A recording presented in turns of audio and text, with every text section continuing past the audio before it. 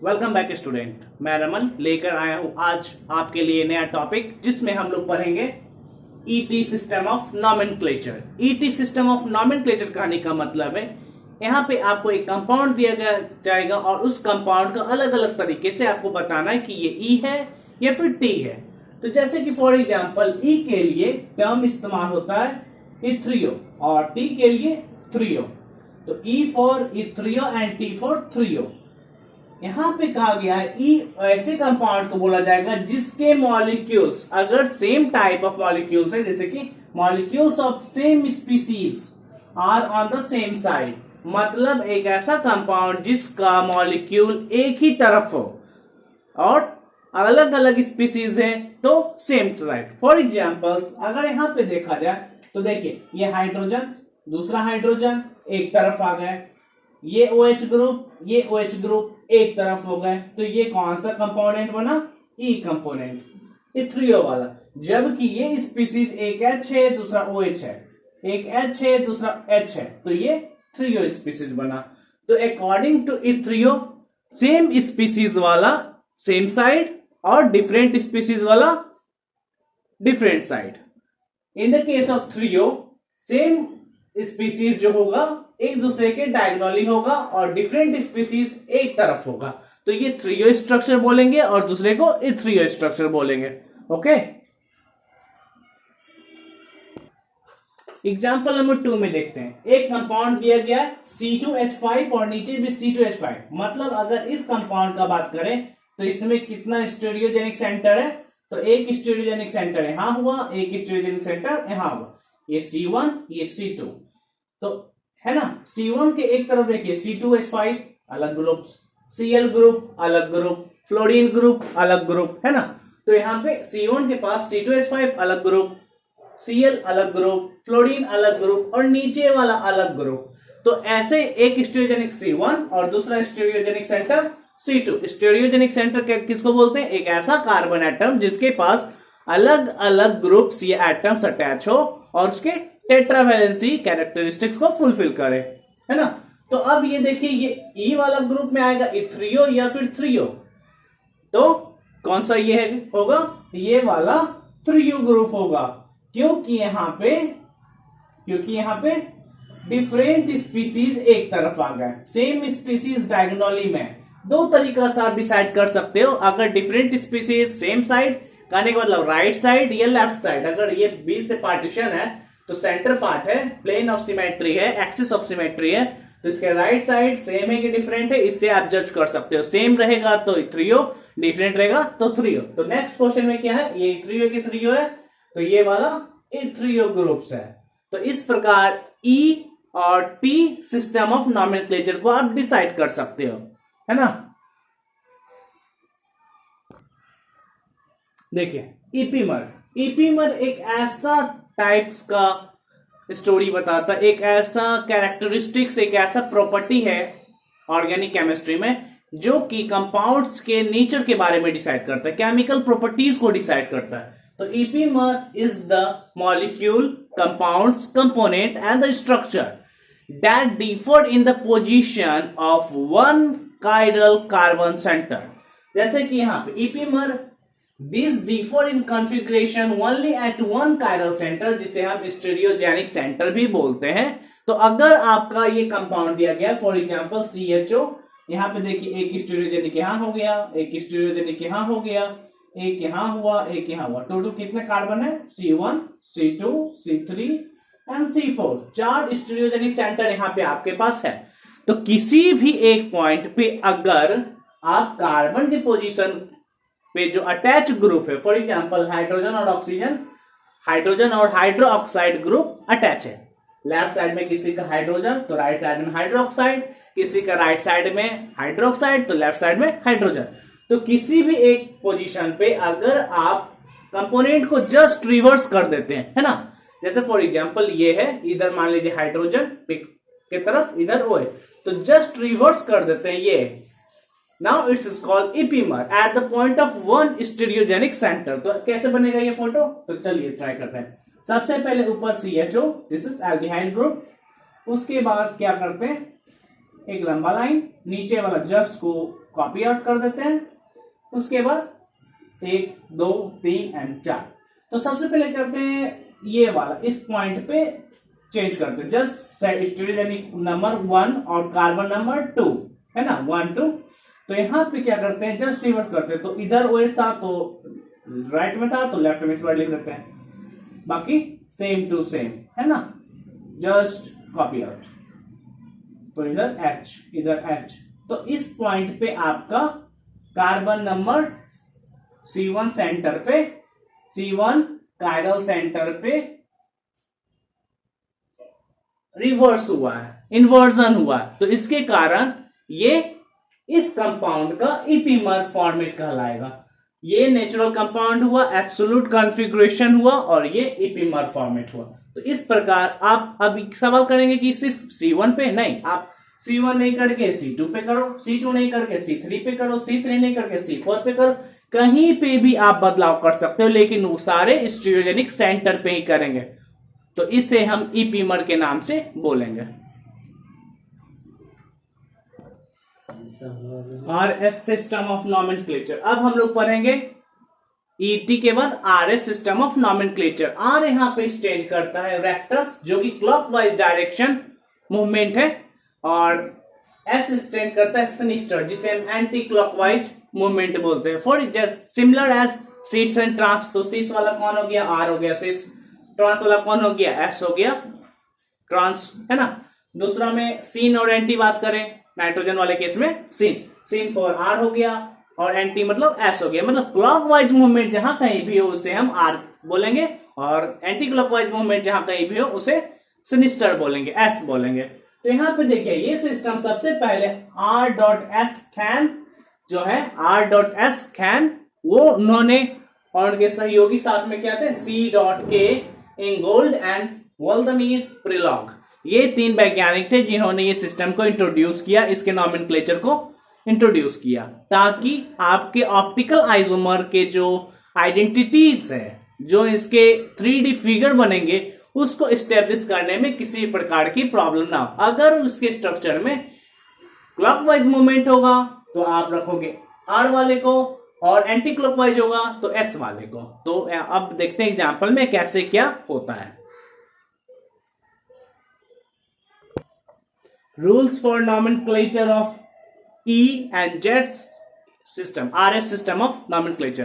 तो अभी हमने पढ़ा था R, रेक्टस और सिनिस्टर का जो नॉमेनक्लेचर रूल होगा वो अभी हम लोग पढ़ेंगे, और इससे पहले क्या पढ़ा था, E और T सिस्टम ऑफ नॉमेनक्लेचर, है ना। तो यहाँ पे सबसे पहले क्या करेंगे, first decide the priority of group attach to the chiral centre. सबसे पहला रूल में किस ग्रुप को नंबर 1 रखेंगे, किस ग्रुप को नंबर 2 रखेंगे, ये सबसे पहला काम है। अब सवाल आता है तो नंबर 1 किसे रखें, कैसे पता चलेगा। तो 1 के अंदर A और B सेक्शन आपको डाला गया, जिसे हम सब सेक्शन के नाम से डालते हैं।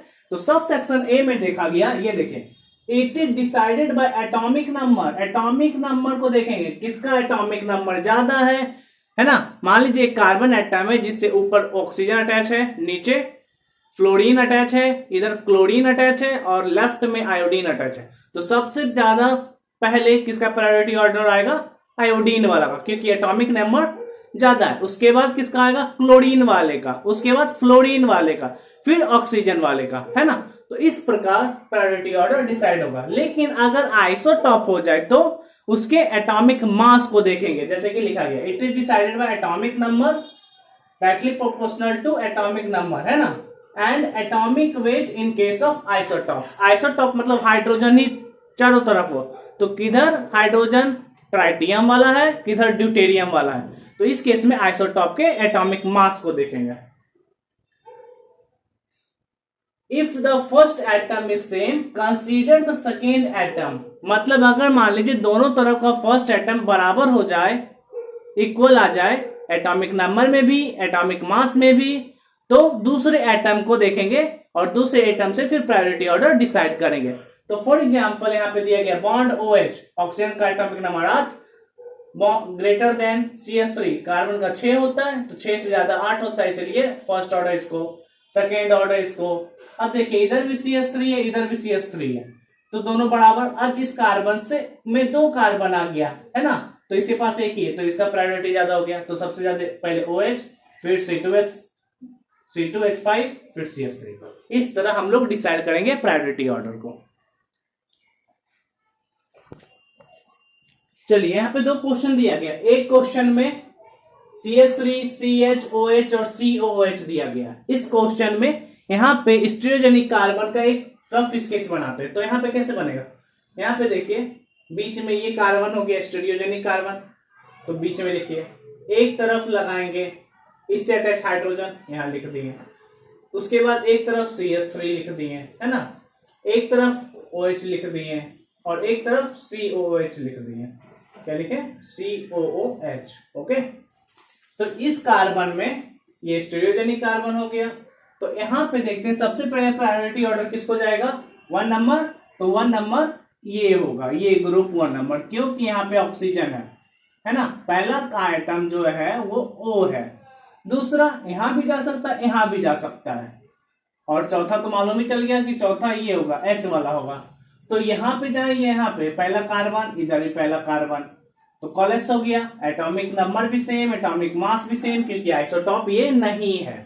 दूसरा आइटम इसका हाइड्रोजन है, इसका, और दूसरा आइटम ऑक्सीजन है, तो ये 2 नंबर पे ये जाएगा, है ना, और 3 नंबर पे ये जाएगा, और 4 पे हाइड्रोजन, क्योंकि हाइड्रोजन का एटॉमिक नंबर सबसे कम है। तो इस तरीके से स्टीरियोजेनिक सेंटर मालूम चलता है। तो ये दोनों का स्टीरियोजेनिक सेंटर के हिसाब से इसका प्रायोरिटी ऑर्डर डिसाइड करिए, कौन 1 नंबर, कौन 2 नंबर, कौन 3 और कौन 4 नंबर। ये आपके लिए एक होमवर्क है। क्वेश्चन नंबर 1, क्वेश्चन नंबर को मैंने हेल्प कर दिया, क्वेश्चन नंबर 2 करिए। क्वेश्चन नंबर 3 भी देते हैं आपके लिए। फ्लोरीन है, आयोडीन है, यहाँ पे स्टीरियोजेनिक सेंटर, उसके बाद CHO है, उसके बाद COOR है एक तरफ। तो इसका क्या होगा, ये 2 क्वेश्चन आपके लिए होमवर्क के तौर पे दिया गया है, तो इसे करिए।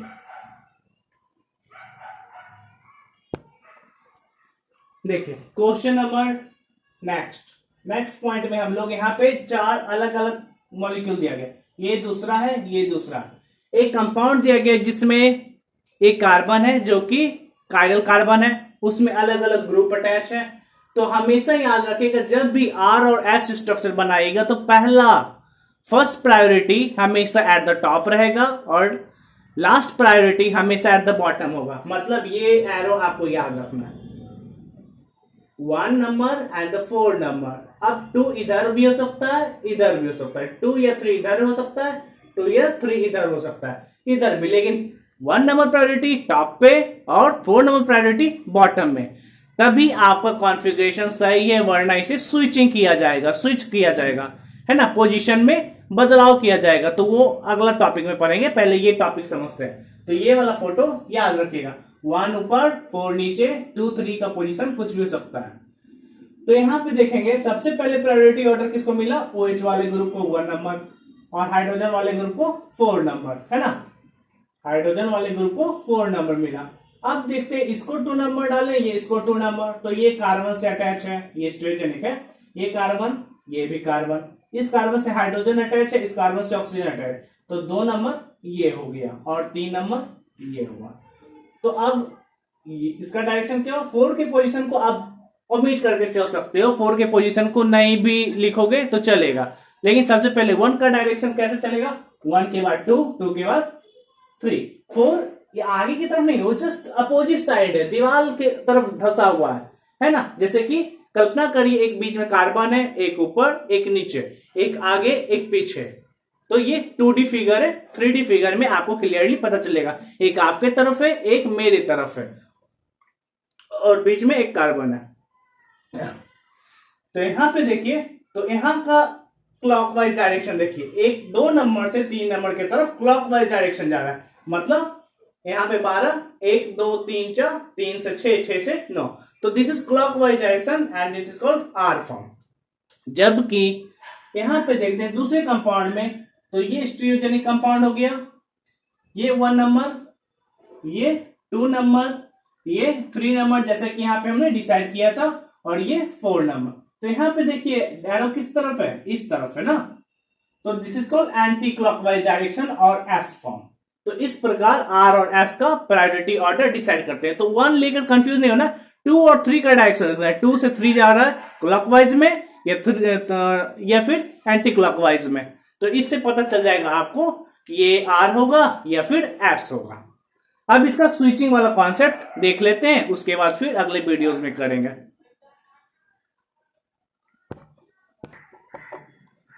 Switching, if the position of fourth atom fourth priority का ऑर्डर का बॉटम में नहीं है तो पोजीशन इंटरचेंज हो जाएगा। जैसे कि इस केस में देखिए, ये कायरल कार्बन, ये 1 नंबर, ये नीचे देखिए 2 नंबर, ये 3 नंबर और ये 4 नंबर। तो हमेशा आपका इंटरचेंज किसके किसके बीच में होगा, 1 नंबर और 3 नंबर के बीच में, 2 नंबर और 4 नंबर के बीच में, मतलब इवन का, ऑड का, है ना। तो यहाँ पे कार्बन बीच में आ गया, ये 1 नंबर ऑक्सीजन से, नाइट्रोजन का फिर वैल्यू आ जाता है तो 2 नंबर, ये 3 नंबर, ये 4 नंबर।